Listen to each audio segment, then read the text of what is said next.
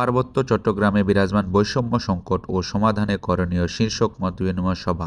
এই সভায় পাহাড়ের সকল ধরনের সমস্যাগুলো তুলে ধরা হয় এবং পাহাড় জনগোষ্ঠীর চাওয়া পাওয়াগুলো তুলে ধরা হয় এবং এই সমস্যাগুলো খুব দ্রুত কিভাবে নিরসন করা যায় তা নিয়ে বিশেষজ্ঞ ব্যক্তিবর্গগণ আলাপ আলোচনা করেন। চট্টগ্রামে আমরা যারা আজকে বসবাস করছি, চাকপাড়া মারমারা যেমন হাজার বছর ধরে বাঘ ভাল্লুক পরিবেশের সাথে যুদ্ধ করে সেখানে বসবাস করেছে, আমাদের যারা বাঙালি আমরা যারা রয়েছি মুসলমান হিন্দু, তারাও তো হাজার বছর ধরে, আমি সম্মানিত বর্তমান উপদেষ্টাদের কাছে বলেছি যে হাজার বছর ধরে তারাও বাঘ ভাল্লুক চাষাবাদ সংগ্রাম করেই সেখানে টিকে রয়েছে।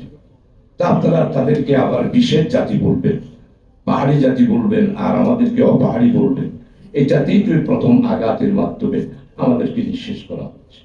এই জন্য আমি স্পষ্টভাবে বলেছি, আমাদের সম্মানিত খনিজ, গ্যাস, বিদ্যুৎ, সড়ক এবং আমাদের সেতু মন্ত্রী আমাদের সম্মানিত ফজল কবির খানকে চট্টগ্রাম সার্কিট হাউসও বলেছি, এখানেও বলেছি যে পার্বত্য চট্টগ্রামের সমস্যা যদি সমাধান না করেন তাহলে আপনারা চট্টগ্রামও কিছুদিনের মধ্যেই এমন সমস্যা বিরাজ করবে যে আমরা টিকে থাকাটা বড় কষ্টকর হয়ে যাবে।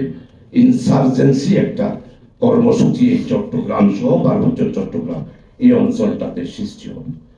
তো আমি আজকে আপনারা যারা এখানে উপস্থিত হয়েছেন, আমি বক্তব্য না রেখে ইতিহাস সবাই যারা আছে সবার সাথে যারা বক্তব্য রেখেছেন তাদের সবাইকে আমি আন্তরিকভাবে ধন্যবাদ জানাচ্ছি। এখানে গবেষক আছেন, অধ্যাপক আছেন, সাংবাদিক আছেন, আইনজীবী আছেন।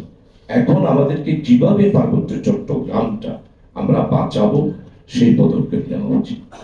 এই জন্য প্রথম যে কাজটা করা দরকার সেটা হলো যে সম্মিলিতভাবে আজকে যেভাবে করে আজকে একটা প্রোগ্রাম করেছে, এটার মেসেজ তো অবশ্যই আমাদের সম্মানিত উপদেষ্টা মহোদয়ের কাছে অবশ্যই যাবে।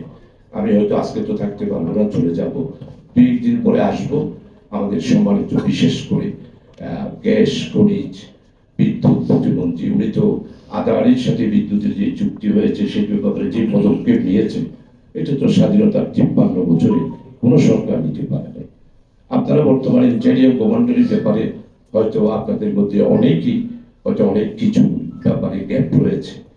বর্তমান 120 দিনের মধ্যে ডক্টর ইউনূস সাহেবের সরকার যেই পদক্ষেপগুলো নিয়েছে, 53 বছরের কোনো সরকার এই পদক্ষেপগুলো নিতে পারে। বিদ্যুতের ব্যাপারে বলেন, পানির ব্যাপারে বলেন, ভারতের বাণিজ্যের চুক্তির ব্যাপারে বলেন, জাতিসংঘের মধ্যে ডক্টর ইউনূস সাহেব, আমার সম্মানিত একজন অধ্যাপক, ভাই আপনার নামটা কি? ইউনূস সাহেব অত্যন্ত সুন্দর বক্তব্য রেখেছে। আপনাদের মধ্যে যারা আছেন এবং আরো অন্যান্য বিজ্ঞজনরা আছেন, যারা মুজাহিদ সাহেব আছেন, আরো অন্য যারা আছেন, তারা ইমিডিয়েটলি বসেন। আমার পরামর্শ হলো প্রধান উপদেষ্টার সাথে আপনারা পেশেন্ট হিয়ারিং অর্থাৎ ডায়লগ 2 ঘন্টার জন্য, কারণ ওনার কাছে অনেক কিছু গ্যাপ আছে, ফজল কবির খান সাহেবের সাথে অনেক গ্যাপ আছে। ওনারা পার্বত্য চট্টগ্রামের ব্যাপারে, আমি আমার মতো নগণ্য একজন রাজনৈতিক কর্মী 18 বার বৈঠক করার পরেও ইন্ডিয়াতে শরণার্থী আনার কমিটিতে, যেটা আমাদের চৌধুরী সাহেব জানে, আমরা প্রায় 7টা জনসভা করেছি, শরণার্থীদেরকে নিয়ে এসেছি। তো এই সমস্যাটা অত্যন্ত গভীর। আপনারা মনে করবেন না এটা আমাদের ন্যাশনাল প্রবলেম, না, এটা একটা ইন্টারন্যাশনাল প্রবলেম এবং ইন্টারন্যাশনাল সাবজেক্ট। এই সাবজেক্টের সাথে জড়িত রয়েছে জাতিসংঘ এবং এই সমস্যার সাথে বাংলাদেশের পাহাড়ের, এখানে একজন বলেই ফেলেছেন যে ওরা সব খ্রিস্টান হয়ে যাচ্ছে। তো ওরা খ্রিস্টান বানাইতে পারলে আপনারা কেন পাচ্ছেন না? তো আপনারা যে পাচ্ছেন না সেটার ব্যাপারেও তো সরকারের নলেজে কিছুই নাই। এই বিষয়টা আমি মাননীয় প্রধান উপদেষ্টা ডক্টর ইউনূস সাহেব, আপনারা তো সবাই স্বীকার করবেন, বাংলাদেশে আমার মনে হয় নোবেল বিজয়ী বিশ্বের শ্রেষ্ঠতম মানুষ হিসেবে 82 বছর বয়সে 120 দিনে যেই পদক্ষেপগুলো গ্রহণ করেছে, ওনার কাছে আপনারা সবাই বিজ্ঞজন 10-12 জনের একটি ডেলিগেট গিয়ে ওনার কাছে ভালো করে যদি আমরা বোঝাতে পারি এবং ওনাকে ফাইলটা যেহেতু উনি জাতিসংঘ রিলে করে একেবারে জাতিসংঘে যে বক্তব্যটা রেখেছে, এটা তো আপনারা সবাই জানেন। আমার মনে হয় অনেক রাষ্ট্রপতি ছিল, শহীদ রাষ্ট্রপতি জিয়াউর রহমানের পরে জাতিসংঘের মধ্যে আমার মনে হয় ডক্টর ইউনূস যা ভাষণ দিয়েছে, অতীতের কোন রাষ্ট্রপ্রধান এই ভাষণ দিতে পারে নাই এবং দেয় না। জাতিসংঘে আপনাদের এই বক্তব্য শেষের দিকে আদিবাসীর এই বেউনীয় সাজি শব্দ ইউজ করে না, পার্বত্য চট্টগ্রামের ইনসার্জেন্সি, অর্থাৎ সেখানে অস্ত্রধারী যে বসবাস করছে, এটা তো জাতিসংঘ এটা তো আমাদের জন্য বিরাট পাওনা। আপনার 18 বছরের প্রধানমন্ত্রী জাতিসংঘের মধ্যে বিভাগ রেখেছে, শুরুটি রাজাকার, আলবদর, সন্ত্রাসী, মৌলবাদ, এরাই দেশটাকে একমাত্র ব্যক্তি ডক্টর ইউনূস আজকে ন্যাশনালকে ঐক্যবদ্ধ করার জন্য উনি অতীতে 53 বছরের পরে একবারও দেখেছেন যে জাতীয় ঐক্যের জন্য বৈঠক, আজকে ডক্টর ইউনূস সাহেব সেটা করেছেন। এই জন্য পার্বত্য চট্টগ্রামের আপনারা আমাদের বান্দরবান জেলা আমির সাহেব তো দাবিয়ে দিয়ে ফেলেন 10টা, ভাই দাবি কার কাছে দিচ্ছে? এখন এই দাবি দিয়ে তো কোনো কাজ হবে না। আপনারা ইমিডিয়েটলি সম্মানিত জেলা আমিরেরা আছেন এবং আপনার অভিজ্ঞজনরা আছেন, অনেকে আলোচনা করেছেন ইমিডিয়েটলি।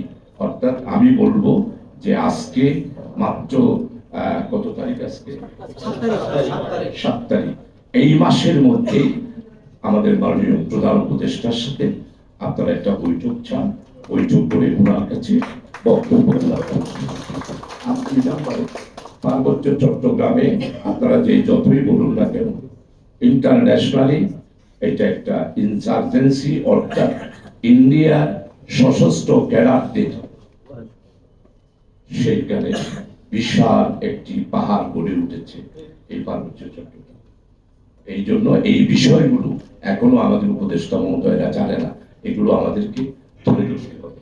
এরপরে আপনারা যেটা বলছেন সারা ক্যাম্প স্থাপন, এটা কোনো বিষয়ে আপনি এই জন্য পার্বত্য চট্টগ্রামের এই বিষয় নিয়ে আমাদের বৈষম্য বিরোধী ছাত্রদের সাথে ইমিডিয়েটলি আপনাদেরকে বসতে হবে এবং বসেই তাদের মাধ্যমে পার্বত্য চট্টগ্রামের সমস্যাগুলো ন্যাশনালি আমাদেরকে প্রচার করতে হবে।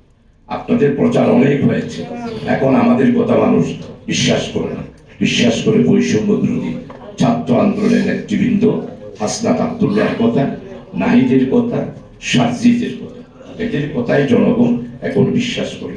এই জন্য আমার সর্বশেষ পরামর্শ হলো ইমিডিয়েটলি তারা আজকে চট্টগ্রাম গেছে, আমি অবশ্য এখন তাড়াতাড়ি কোনো গিয়ে তাদের একটা প্রোগ্রাম আছে, ওই প্রোগ্রামে যোগদান করব।